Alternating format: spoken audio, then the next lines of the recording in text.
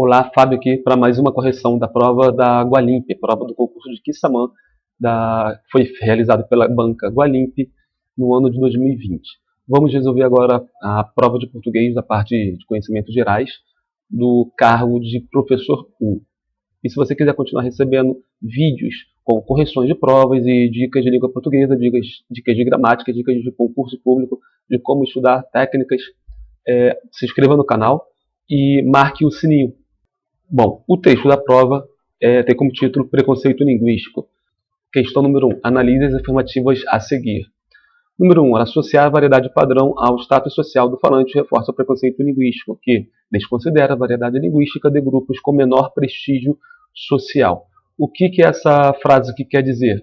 Associar a variedade padrão, ou seja, o tipo de falar de determinada região, determinada pessoa, ao status social, ou seja, a uma hierarquia dela na sociedade, reforça o preconceito linguístico, o que desconsidera a variedade linguística de grupos com menor prestígio social. Então está dizendo que determinadas variedades são associadas a um grupo com maior status social, maior prestígio social, e outras variedades são associadas a uns grupos de menor prestígio social.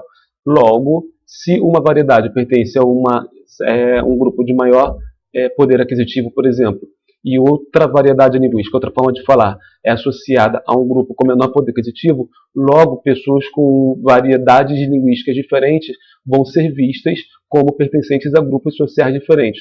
Logo, vou ouvir alguém falando de uma determinada forma, vou falar, olha lá, fulano, é daquele grupo. E olha lá, ciclano, pertence àquele grupo. Isso que essa número 1 está querendo dizer. E o texto ele é recheado dessa informação. Primeiro, logo no subtítulo, ele já traz a seguinte afirmação. O preconceito linguístico, segundo o linguista Marcos Baino, é a rejeição às variedades linguísticas de menor prestígio. Então ele já afirma, preconceito linguístico é a rejeição às variedades de menor prestígio. E vem, variedade linguística de menor prestígio social. Normalmente esse pré-julgamento dirige-se às variantes mais informais e ligadas às classes sociais menos favorecidas.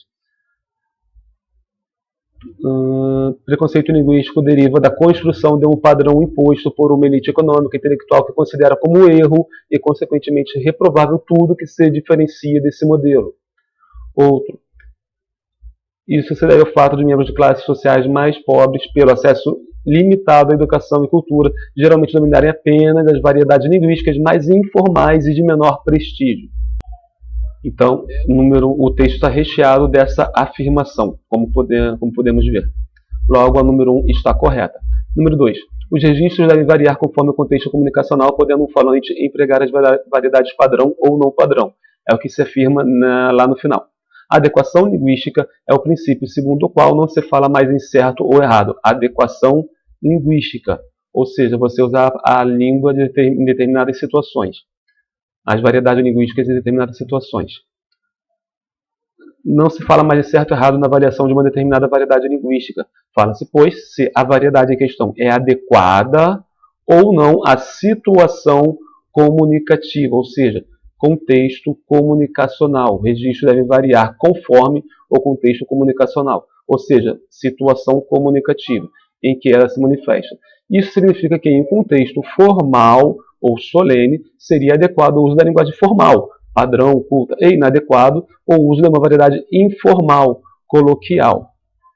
Da mesma forma, em situações informais, deve ser usada uma variedade informal, ou seja, coloquial, do dia a dia, em detrimento da linguagem formal, padrão ou culta. Então, é isso que está afirmando aqui na opção número 2, na frase número 2.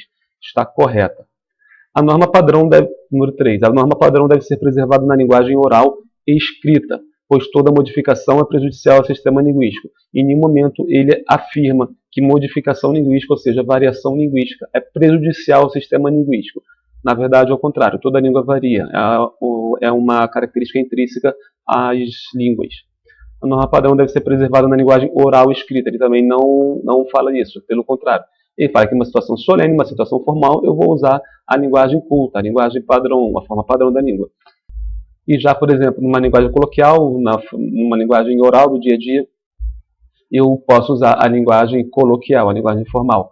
mais solta, mais livre de regras gramaticais. É claro que há situações orais que são formais e situações escritas que são informais. Isso varia de acordo com o contexto, mas ele não está dizendo que tem que se separar.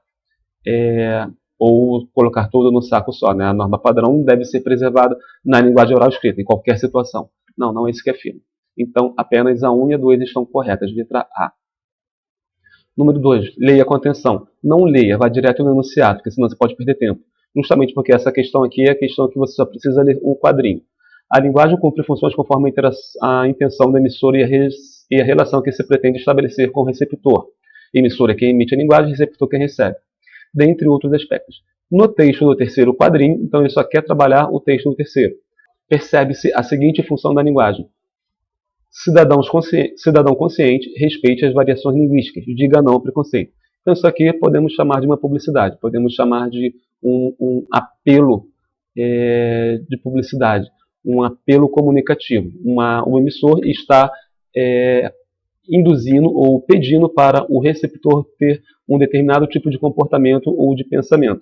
Se a linguagem está direcionada ao receptor, está focada ao receptor, a gente chama de linguagem de função conativa da linguagem, ou função apelativa. Logo, letra A está voltada ao receptor. B. Referencial. A ênfase é dada no contexto referente, ou seja, dada no objeto de comunicação. O intuito é apenas informar. Por exemplo, a cidade do Rio de Janeiro é uma cidade turística que possui diversos atrativos, é muito almejada por estrangeiros que vêm ao Brasil atrás de conhecimentos culturais, atrás de praias, atrás de curtições no geral. Ou seja, estou falando sobre uma cidade, sobre um objeto do mundo. Emotiva é quando o foco é no emissor, em quem emite. É uma linguagem mais subjetiva, uma linguagem que reflete emoções, que remete opiniões, desejos internos do emissor. E fática estabelece um canal de comunicação entre emissor e receptor. É a função da linguagem que se foca na atenção, na comunicação, no canal que é efetivada a comunicação em si. Por exemplo, quando eu atendo o telefone e falo, alô, quem é? Eu estou testando o canal. Quando passa alguém na rua e falo, psiu, eu estou testando se a atenção da pessoa está ligada a mim. Então, é o tipo de função fática. Número 3. O modo como as palavras se relacionam no texto é determinante para a construção de sentidos. No fragmento tal, no 8º parágrafo, a palavra sublinhada assume o valor de. Não precisa ler nem fragmento. Só ver que a conjunção mais já é uma conjunção coordenativa adversativa. Logo, tem valor de oposição. Letra C. Número 4. Continuará sendo visto de forma estereotipada. A palavra sublinhada nessa frase apresenta sentido de. Estereótipo nós entendemos que é um padrão. Por exemplo, estereótipo de médico. Uma pessoa com jaleco branco com aquele aparelho que eu não lembro o nome, pendurado aqui.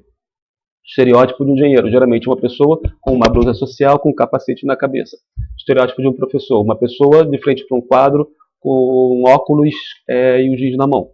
Ou seja, as pessoas têm estereótipos na sociedade de acordo com a sua função. No caso aqui está falando de linguagem e tem esse estereótipo no seguinte trecho. Cidadão segregado por apresentar sotaque de uma determinada região continuará sendo visto de forma estereotipada. Nós entendemos que, por exemplo, o sotaque do mineiro é de determinada forma, o sotaque do nordestino é de determinada forma, o sotaque do gaúcho apresenta determinadas características, o sotaque carioca apresenta também determinadas características, então o tipo de falar fica associado a determinado povo de determinada região. Isso é estereótipo. Estereótipo do carioca, estereótipo do paulista, estereótipo do mineiro, estereótipo do gaúcho e por aí vai. Então, é isso que ele está afirmando aqui. A palavra sublinhada nessa frase apresenta o sentido de padrão. Isso nós podemos afirmar, inclusive, no dicionário Howes, em que a palavra estereótipo significa a ideia ou convicção classificatória preconcebida sobre alguém ou algo, resultante de expectativa, hábitos de julgamento ou falsas generalizações. Então, confirmando mais uma vez que a palavra estereotipada significa padrão, inclusive neste próprio contexto. Número 5. Preconceito socioeconômico. Entre todas as causas, a grafia da palavra acima sublinhada justifica-se em. Bom, ele quer saber por que praticamente a palavra socioeconômica se escreve junto. Letra A. Não se usa mais o hífen nas palavras compostas? Não, isso não é verdade. Tanto que se a gente pegar aqui o acordo ortográfico do hífen composto, locuções e encadeamentos vocabulares. Emprega-se o hífen nas palavras compostas. Então, só em ele afirmar que não se usa o hífen mais nas palavras compostas, isso não é verdade. Letra B. Não se usa hífen nas palavras compostas cujos elementos têm significação própria. Muita gente acabou se confundindo aqui. Por exemplo, como ele afirma no próprio acordo ortográfico, certos compostos em relação aos quais se perdeu em certa medida a noção de composição. Os compostos perderam a noção de composição. Aí gravam-se aglutinadamente. Ou seja, se escrevem juntos. Ah, então é isso que ocorre aqui? Sim, é isso que ocorre. Socioeconômico pode ser considerado até que se perdeu por se falar muito, se falar constantemente, se perde a noção isolada de cada termo. Só que aqui ele usa o seguinte, ele não se usa o hífen nas palavras compostas cujos elementos têm significação própria. Ele está dizendo que não vai se usar hífen porque sócio tem uma significação e econômico tem outra significação.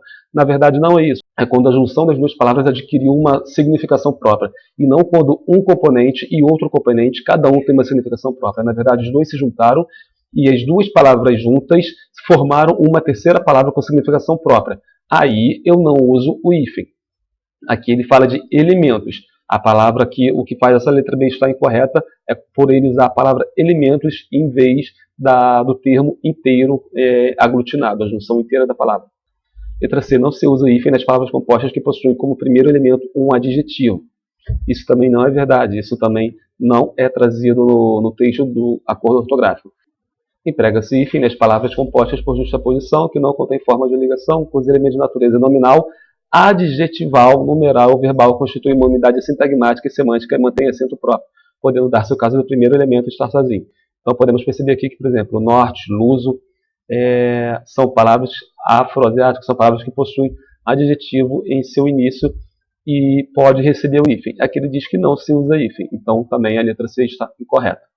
Na letra D, só serão hifenizados os compostos em que o segundo termo comece com a mesma letra em que termina o primeiro, ou que o segundo termo comece com H. Vamos ver se isso apresenta no acordo ortográfico. Hífen nas formações por prefixação, recomposição e sufixação. Só se emprega o hífen nos seguintes casos, em que o segundo elemento começa por H. É isso que ele diz aqui. Só serão hifenizados os compostos em que o segundo termo comece com H. Está aqui. Começa com a letra H.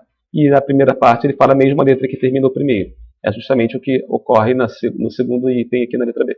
As formações em que o prefixo ou pseudoprefixo termina na mesma vogal com que se inicia o segundo elemento. Bom, aí eu vou usar o hífen. Como aqui ocorre o contrário, não começa por H, e o segundo elemento começa por letra diferente de como termina, da letra que termina o primeiro elemento, então não se usa hífen. Logo, a resposta daqui da letra D é o contrário da regra de socioeconômico. Socioeconômico não se tem hífen por serem justamente terminar e começar, uma palavra terminar e outra palavra começar por letras diferentes. Ele vai dizer justamente na letra D que só serão hifenizados os que terminarem por letras iguais. Logo, é o contrário. Se só serão hifenizados os que terminarem por letras iguais, logo, se terminarem por letras diferentes, não serão hifenizados. Por isso que a letra D está correta. Ela é a afirmação do contrário da palavra socioeconômico. Número 6. Fala-se, pois, se a variedade em questão é adequada ou não. Sobre as palavras sublinhadas nessa frase, pode-se afirmar que fala-se, pois, se é variedade. Fala-se isto. Isto é falado. Podemos perceber que quem fala, fala alguma coisa. Verbo transitivo direto. Com uma conjunção se, já que eu posso trocar pela palavra isto, uma conjunção integrante. Eu posso transformar essa estrutura numa voz passiva analítica. Isto é falado. Se eu posso transformar em isto é falado, é sinal de que essa estrutura é de voz passiva sintética. Fala-se isto.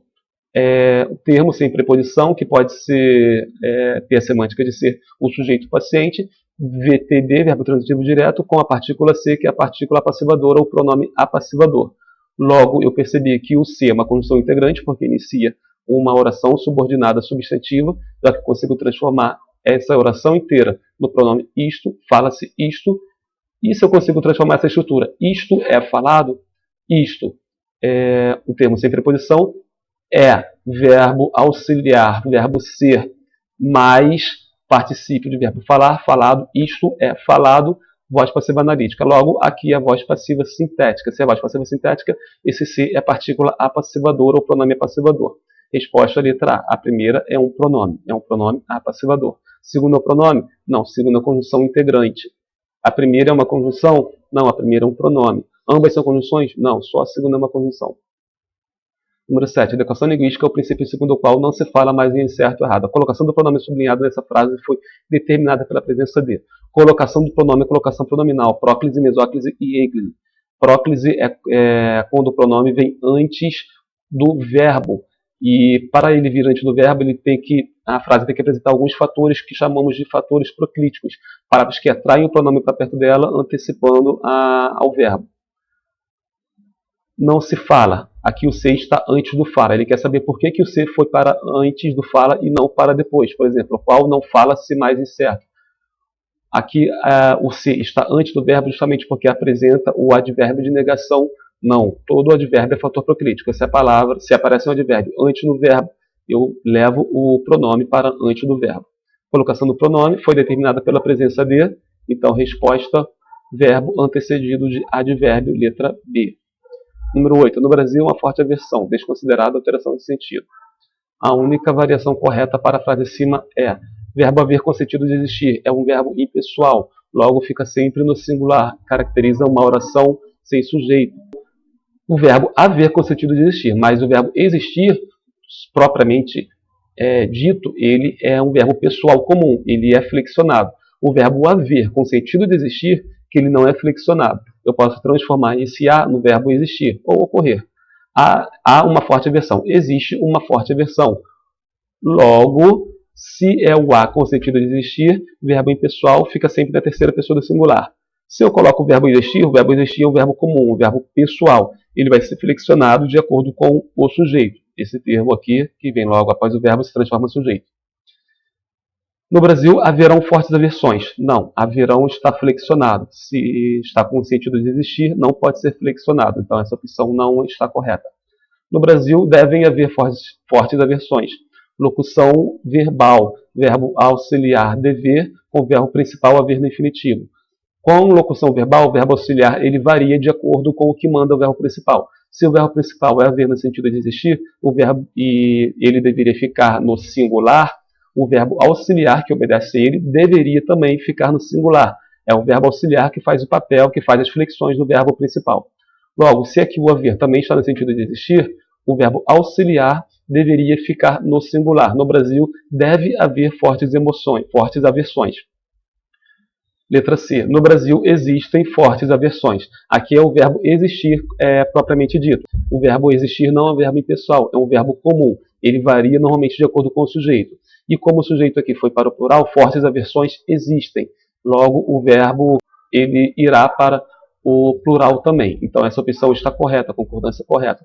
O verbo existir concordando naturalmente com o seu sujeito no plural. No Brasil, ocorrem fortes aversões. O verbo ocorrer também é pessoal, é comum, se flexiona de acordo com o sujeito. Logo, fortes aversões no plural, o verbo ocorrer deveria ir para o plural concordando com o sujeito. Porém, isso não ocorre e está incorreta a letra D. Resposta certa, letra C. 9. O modo subjuntivo indica tal. Marca alternativa que apresenta verbo destacado nesse modo verbal. Ele quer um verbo no modo subjuntivo. Aqui, a forma mais fácil de fazer essa questão não é indo pela semântica, é conhecendo as flexões de cada verbo. O modo indicativo, o modo subjuntivo, o imperativo, as formas nominais. E como que eu conheço essas flexões desses verbos? Memorizando as desinências de número pessoais e as desinências de modo temporais de cada tempo, de cada modo. Parece difícil, mas é só questão de chegar, sentar e memorizar. Tirar algumas horas por dia, alguns dias na semana, para você ir memorizando as DMTs e DNPs. Se utilizam, eu utilizo, tu utilizas, ele utiliza, nós utilizamos, vós utilizais, eles utilizam. Verbo terceira pessoa do plural do presente do indicativo. Em que ele se manifesta, eu manifesto, manifesta, ele manifesta. Verbo terceira pessoa do singular do presente do indicativo. Repudiadas por aqueles que possuem. Eu possuo, tu possuis, ele possui, nós possuímos, vós possuís, eles possuem. Terceira pessoa do plural do presente do indicativo. Que os agentes estejam. Que eu esteja, que tu estejas, que ele esteja, que nós estejamos, que vós estejais, que eles estejam. Terceira pessoa do plural do presente do modo subjuntivo. Então, resposta correta, letra D. 10. Observe o emprego das vírgulas na sentença a seguir. As vírgulas foram usadas para este provavelmente terá o destino daquele. Provavelmente termina em mente. Palavras terminadas em mente são advérbios. Acesso limitado à educação e cultura. Geralmente dominarem apenas a variedade. Geralmente, palavra terminada em mente, característica de advérbio. Mente é um sufixo adverbial, uma derivação sufixal formadora de advérbio. Logo, as vírgulas estão separando o advérbio. Os advérbios estão sendo usados intercaladamente nessas frases. As vírgulas foram usadas para marcar intercalação de advérbio e resposta à letra B. É um dos usos da vírgula, uma das regras para se utilizar a vírgula. Então, é isso aí, pessoal. E se você quiser continuar recebendo vídeos com correções de provas e dicas de língua portuguesa, dicas de gramática, dicas de concurso público, de como estudar técnicas, se inscreva no canal e marque o sininho